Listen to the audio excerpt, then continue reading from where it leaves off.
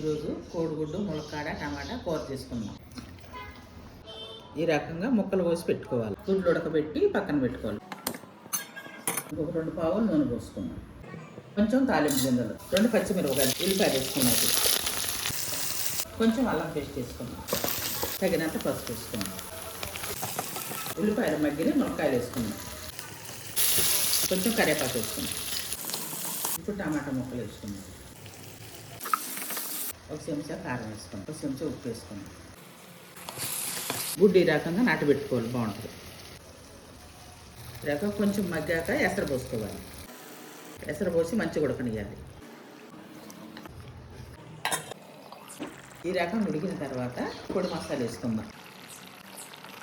ఇప్పుడు కొత్తిమీర వేసుకుందాం. ఇది ఆఫ్ చేసుకుందాం. ఎంతో రుచికరమైన టమాటా కోడిగుడ్డు ములక్కాయ కూర రెడీ అయింది.